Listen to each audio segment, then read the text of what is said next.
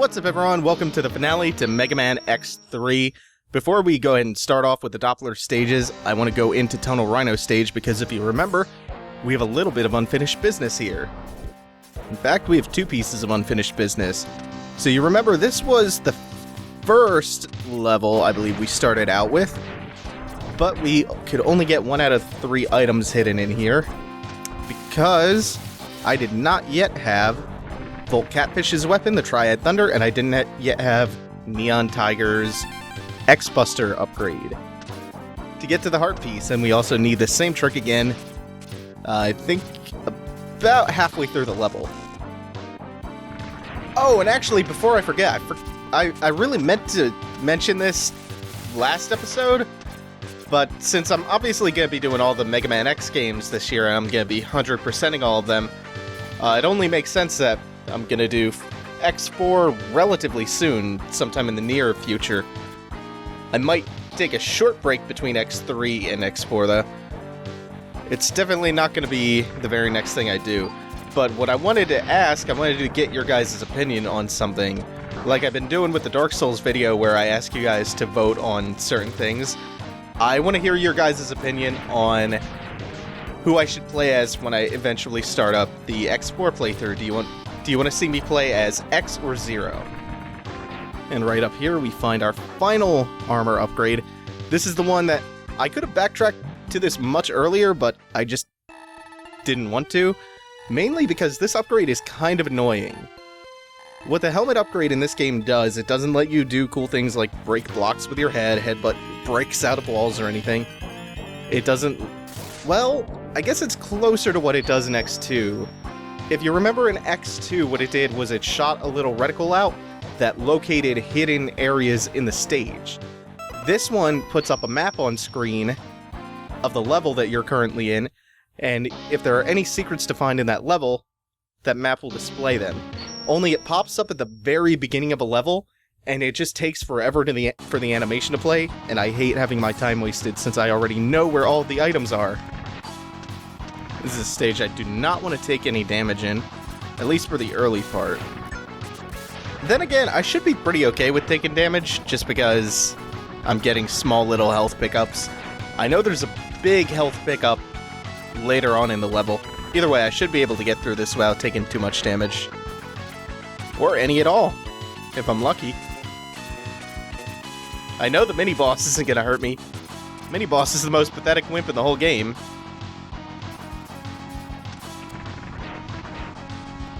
Oh, and there's another big health upgrade up there, or health pack up there.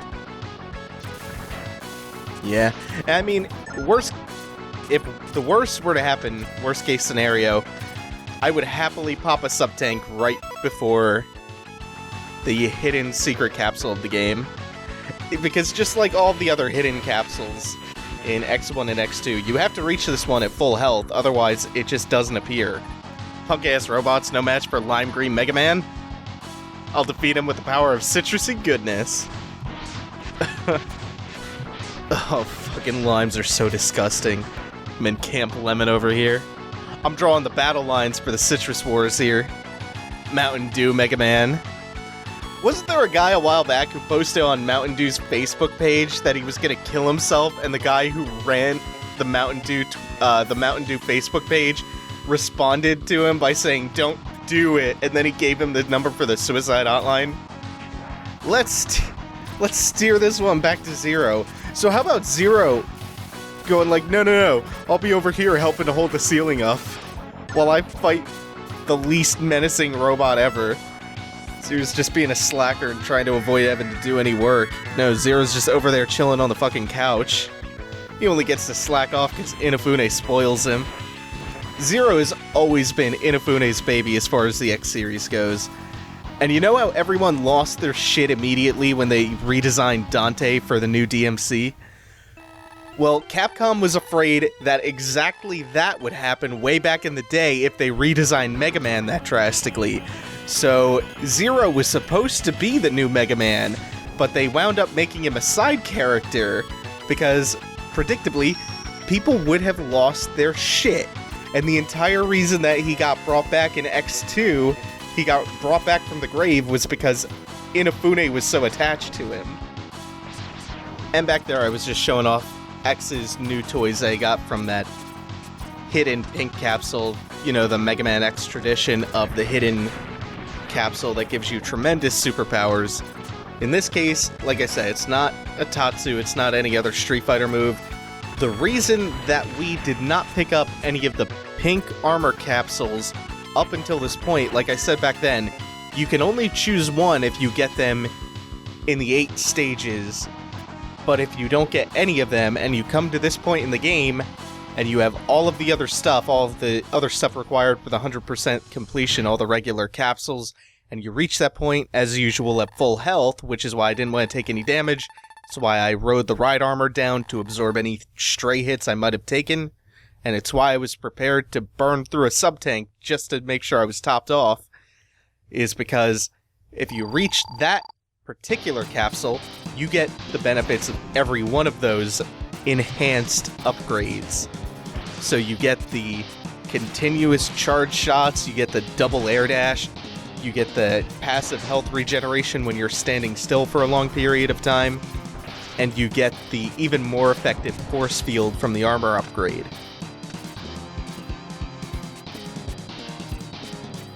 So this boss's name is God Car Machine O Inari, which is quite the weird portmanteau. It's a portmanteau with an extra little bit of Shinto added onto it. And it makes a little bit more sense in the context of their Japanese names. Bit's name in Japanese is something along the lines of like Vajrira, which is gonna sound like the most racist Gojira pronunciation. It's derived from the word Vajra. The Vajra comes from Vedic mythology, and it was a weapon designed from the spine of a Vedic god so that Indra could kill Vritra, who was impervious to any normal weapon crafted from steel or from wood. And so he crafted a weapon out of a spine.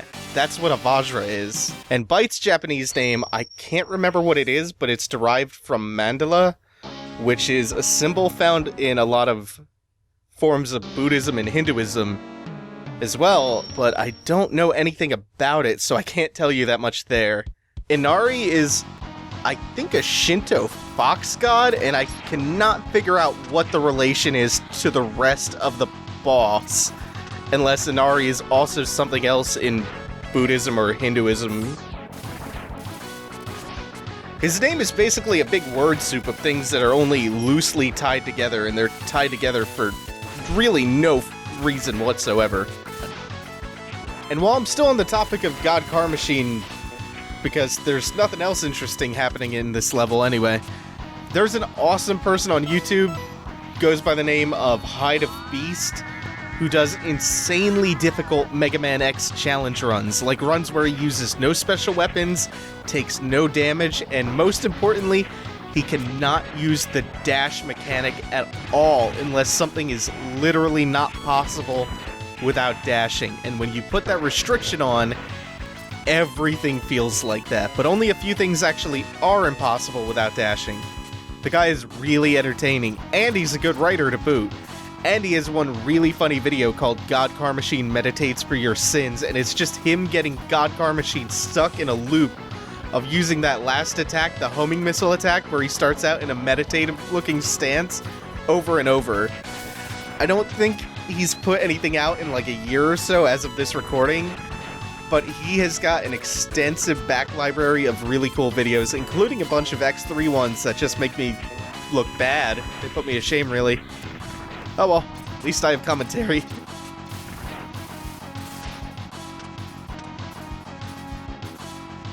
And this is my least favorite section of the entire game, because as you can see, it is slow as molasses. And it's also a very long section, especially if you have to start it over for any reason. Like if you dash a little bit too overeagerly in the air, then you just dash into a wall of spikes, You have kind of a small platform to dash onto. It's kind of a narrow vertical corridor.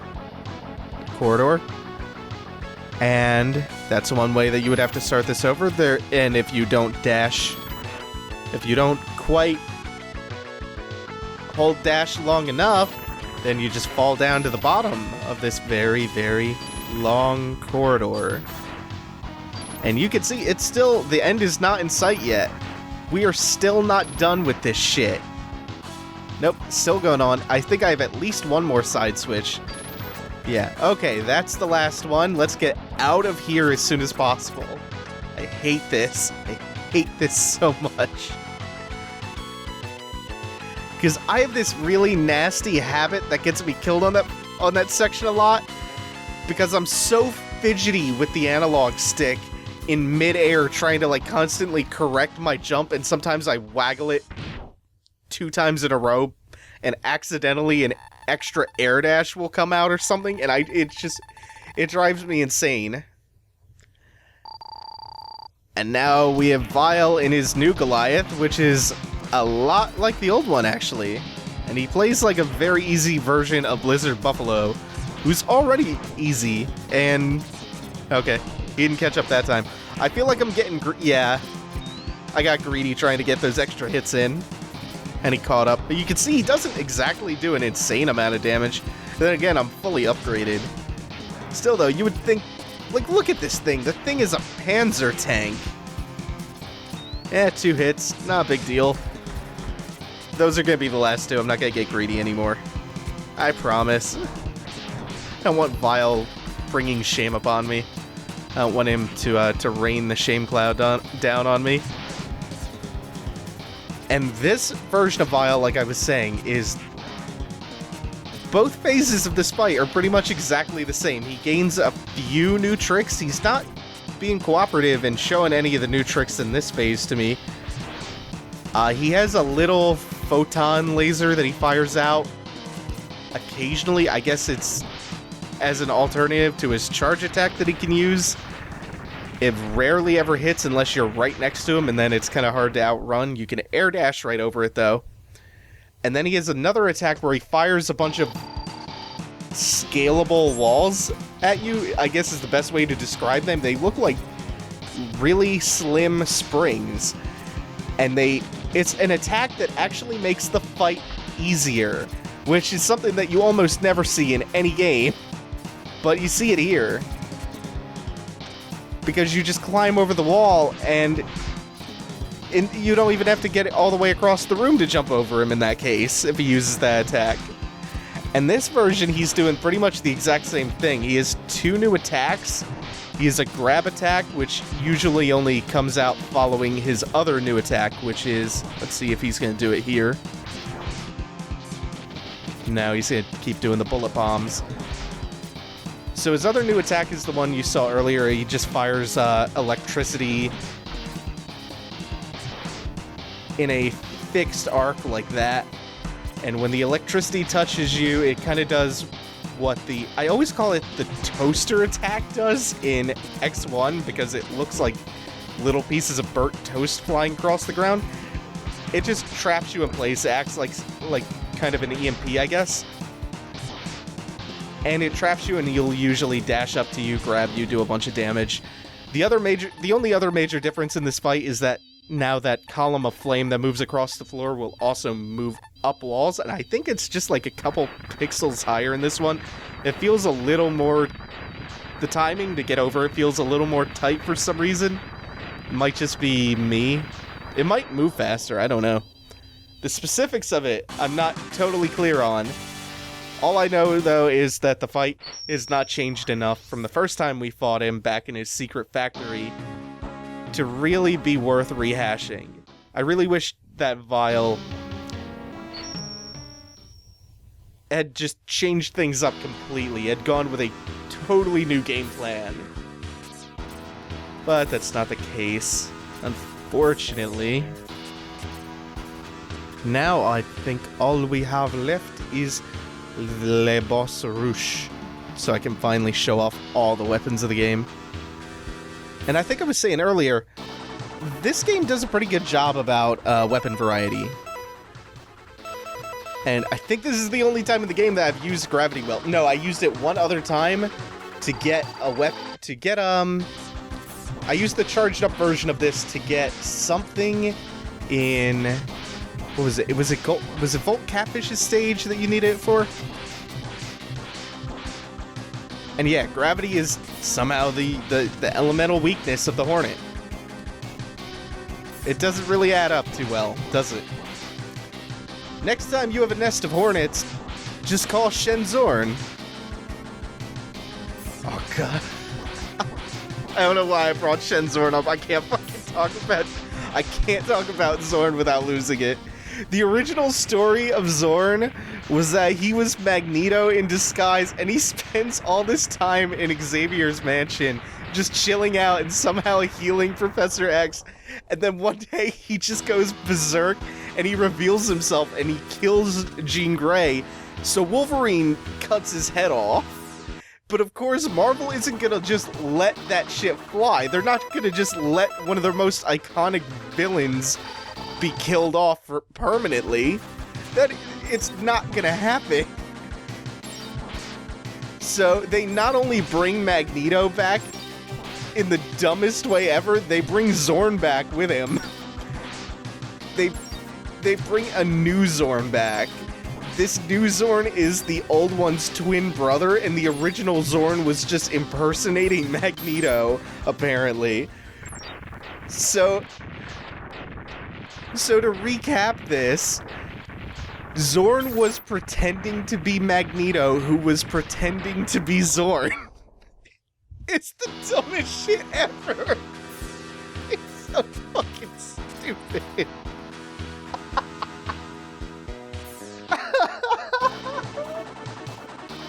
I can't fucking take Xorn. I can't take Xorn. Oh god damn it. Oh, why is Xorn so fucking stupid? Why did they have to do that? I have to think about something other than Xorn. Like, oh god, I missed my timing because of Xorn. Xorn! I think I was saying earlier that I was trying to get into this thought process earlier that I really like the weapon variety in X3, because if you think about it, I've been using a couple weapons pretty reliably, more than a couple I should say. I've been using 5 out of the 8 pretty regularly. I've been using the Acid Splash, the Triad Thunder, the Ray Splasher, Frost Shield, and the Spinning Blade. And even though I've been kind of relying on Triad Thunder and the Spinning Blade throughout all the Doppler stages, I still use the other 3 pretty regularly beforehand. And either way, all 5 of those got a ton of love throughout the game. And then I think I was saying last episode, Parasite Bomb, Gravity Well, and the drills, even though they're too clunky to use, they at least have some kind of neat situational uses.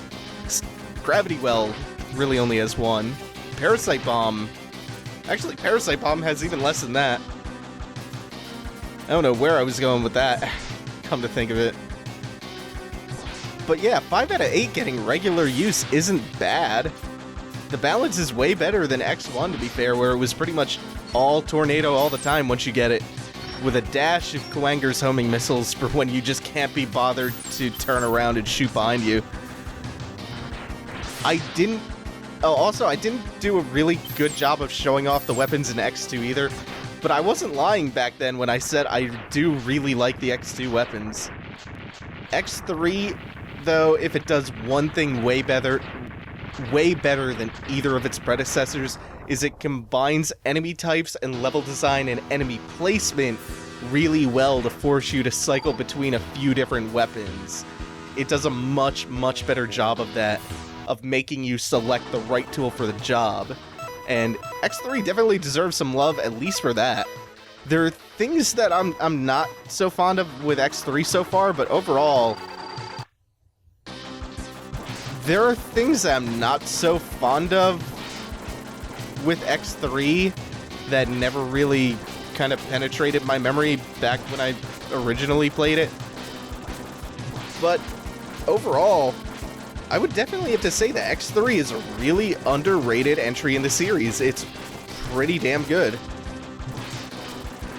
The only thing that's kind of weak here are some of the Doppler stage bosses. Like, the Vile refight is really weak. The Doppler fight himself, you're gonna see, is a pretty weak fight.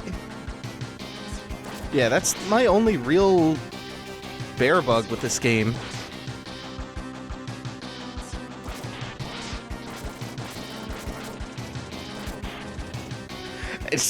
God damn it. And Volt Catfish with his dumb, goofy-ass face. He makes that big, goofy, "Oh no" face. Oh no, the drills, they've killed me. Oh no. Whatever will I do?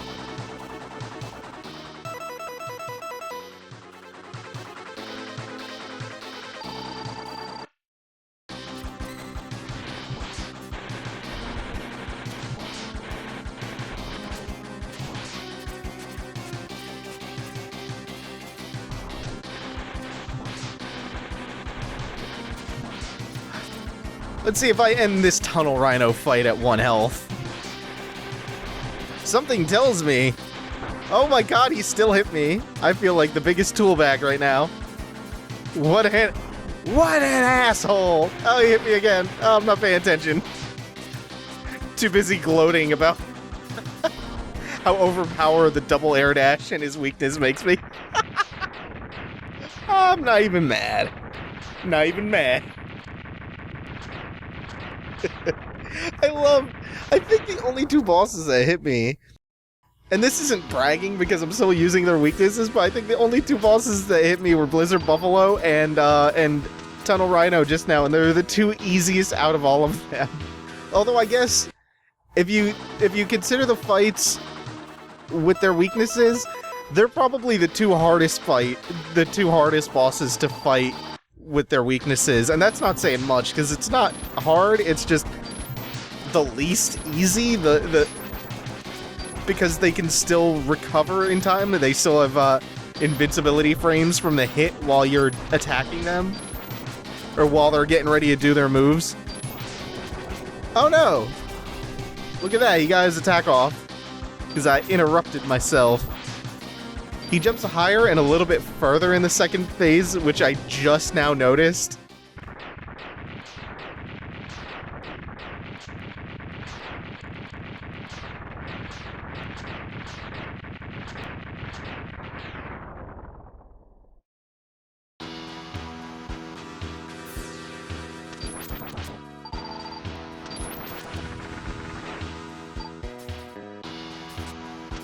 Who do I have left? Oh, there it is. So, I'm trying to think of which one this is. This is Crushed Crawfish, right? Yes. Try it, Thunder. Crushed Crawfish, I do not believe to be a sibling of anyone. I believe him to be a sibling of my dinner.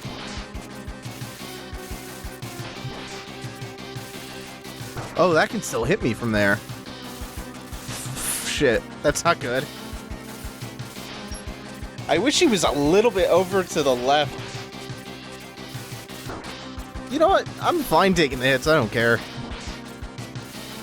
Yeah, the hits don't really matter. If I was keeping perfect uptime on this before, that probably wouldn't be an issue. Yeah, the fight goes faster if I just eat the damage and say fuck it. Besides, I'm gonna get pretty much full up on health anyway. Oh, as soon as you take a hit, that goes away.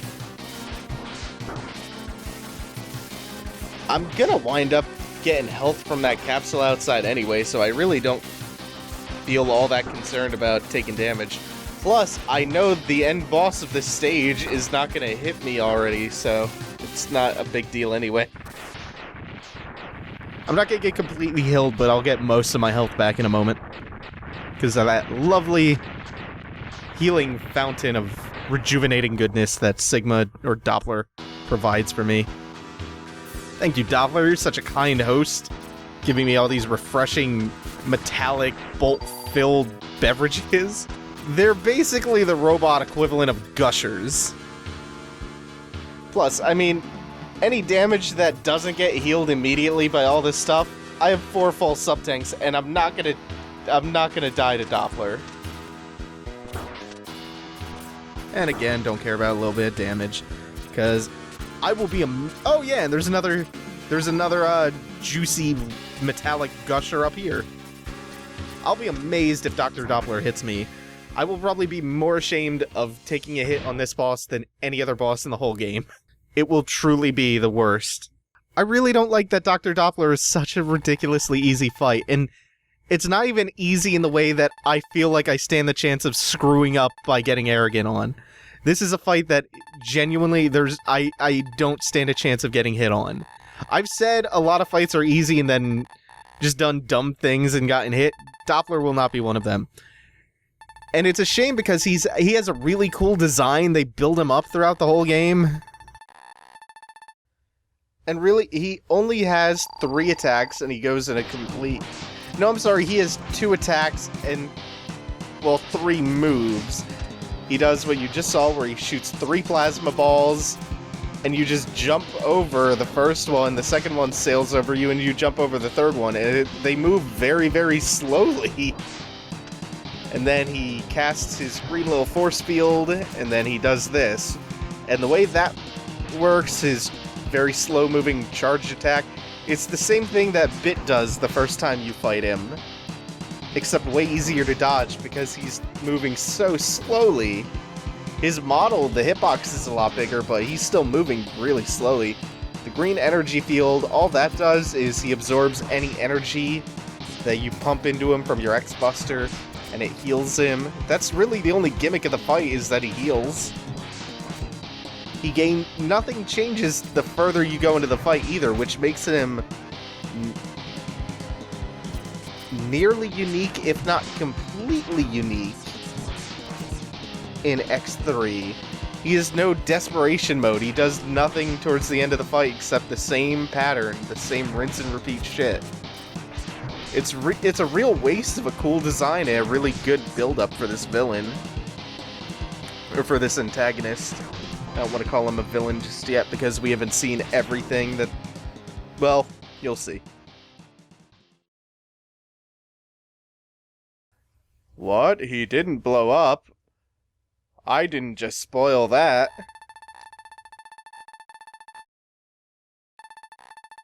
Wait, what do you mean, Doppler? Can you talk? He just talked to you.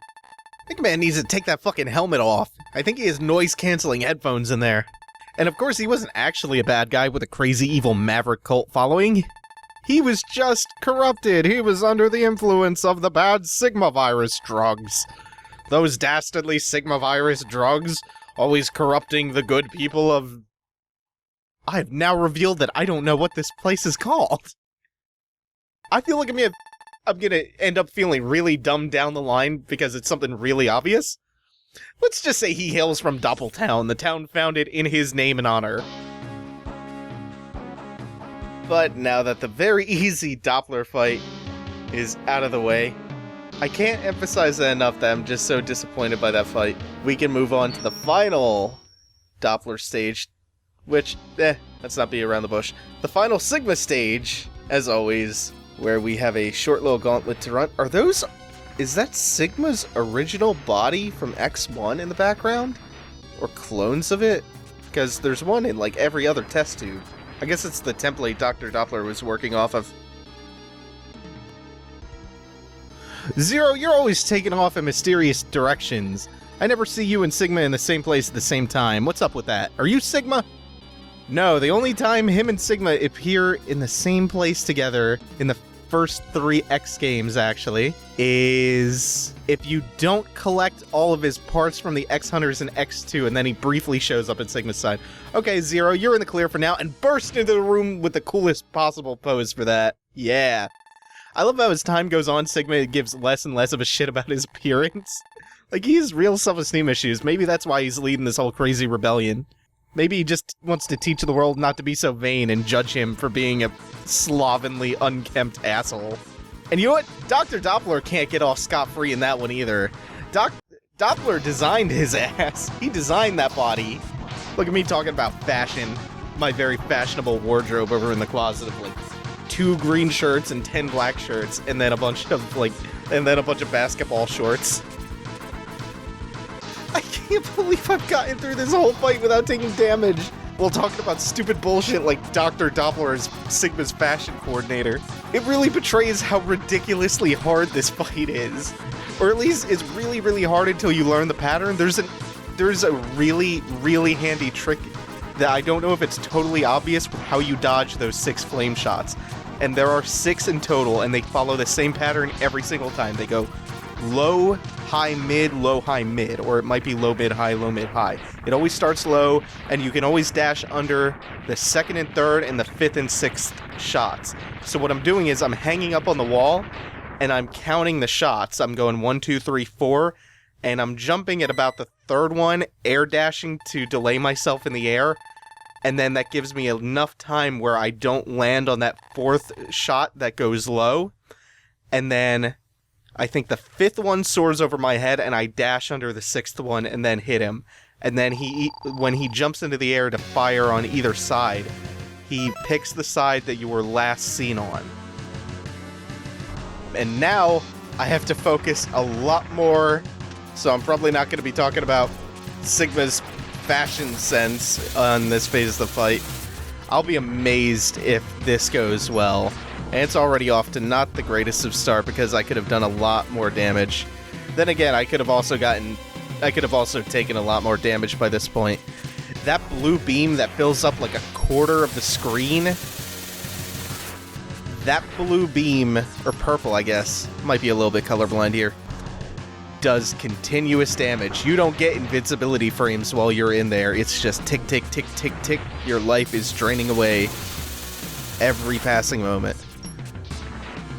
And what makes him a pain in the ass to hit is his head looks like it's a pretty good size, like you have a pretty good hitbox, but then it's not quite his head that you're aiming for. You're aiming like just above the top of the shoulder because everywhere else your plasma just deflects off. So the fight can get really hectic depending on the patterns you get. So there's a little element of randomness to it. You can control what spawns where to an extent, but sometimes you'll get things chasing you up walls in ways that you can't really maneuver around very well, especially in this stage of the fight when you're behind Sigma and he's firing those missiles at you. He can fire those missiles in 2 ways. He can fire them all clumped up in one spot, or he can shoot them at you so they all home in one by one, which it's a little more involved in dodging.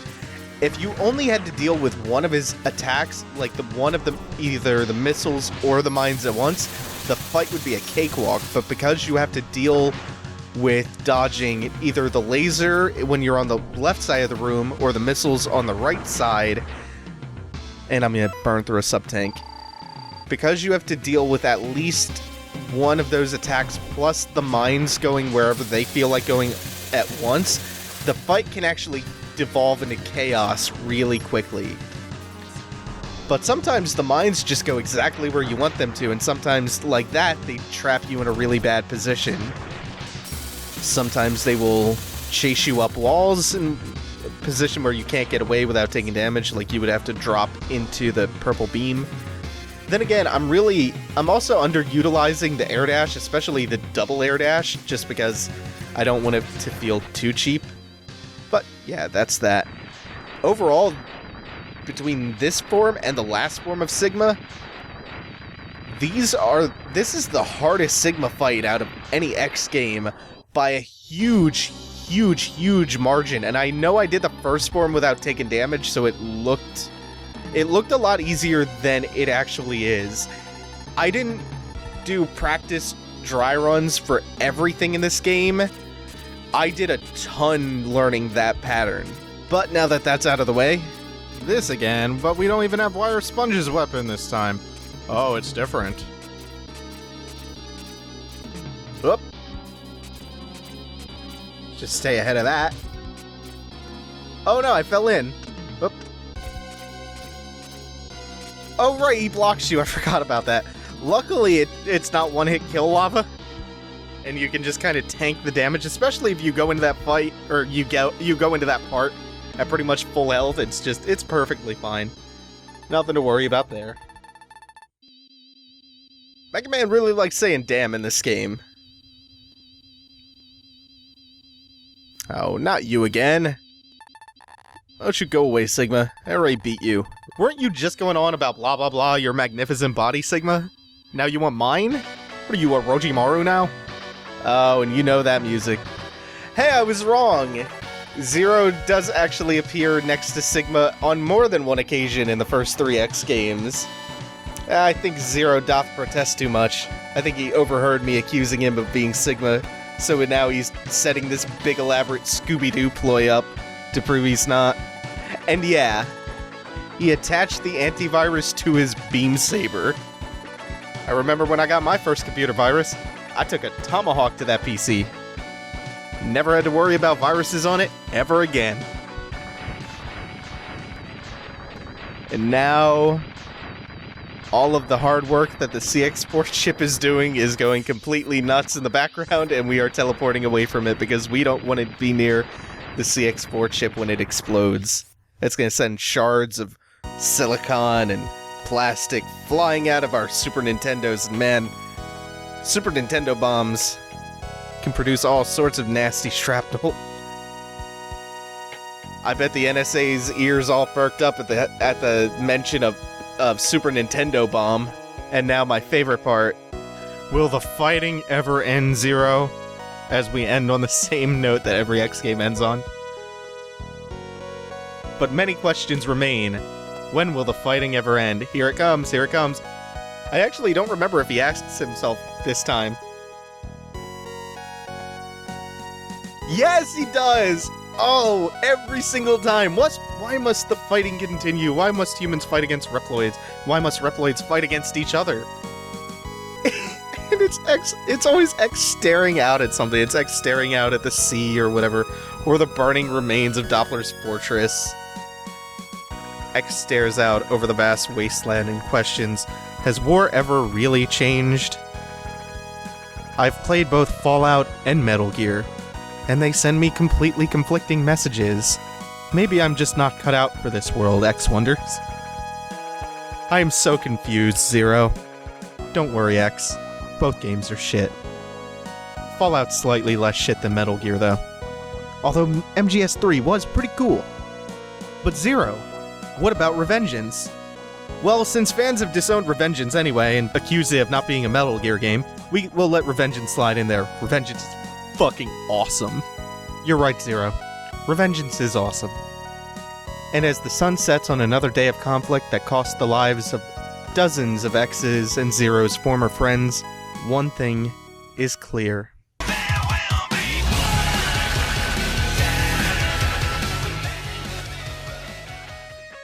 Oh, I know I'm gonna make some people who like Fallout 3 and Fallout New Vegas and the other Fallout games and every MGS game mad. It's hard to argue that MGS4, at the very least, is not objectively terribly written. MGS1 has some pretty silly plot elements and some pretty silly happenings, and it gets more and more convoluted and just overwrought in 2. 3 is in the same way, but it's at least cool, which isn't much of an excuse for bad writing. 4, though, you must be shitting me if you defend the writing in 4. And the fact that it ends on a 30-minute cutscene. Nonsense is that. Anyway, we're at the end of Mega Man X3, not MGS whatever, or Fallout whatever.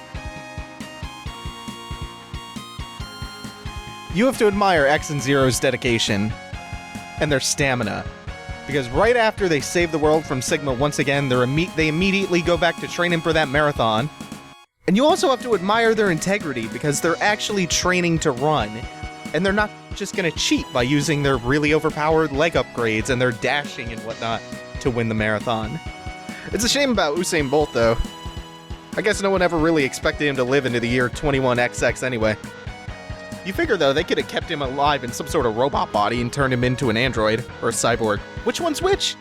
Is a cyborg Cyborg is part human, part robot, right? Yes. They could have turned Usain Bolt into a cyborg and had him help X and Zero train for the big marathon, train for the Olympics. Usain Bolt is so goddamn selfish. He's not even going to help the heroes of the world. He should be grateful there wouldn't even be an Olympics if it wasn't for these two. Or there might be an Olympics, except it would be run by Sigma. Or maybe there would be an Olympics and Sigma would just be running it. Kind of like Hitler in Nazi Germany in the Berlin Olympics. I don't know if I want to take this joke to that dark of a place.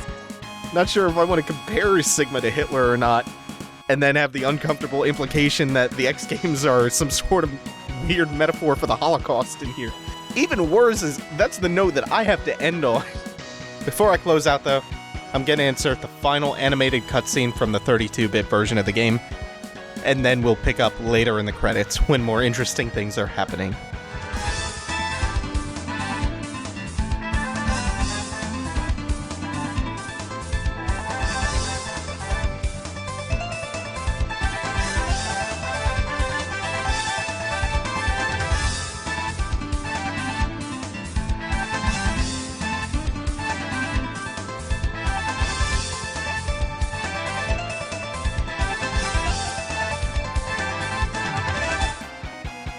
Thank you guys for watching. Take it easy. I will see you guys in the bonus episode. Have a good one.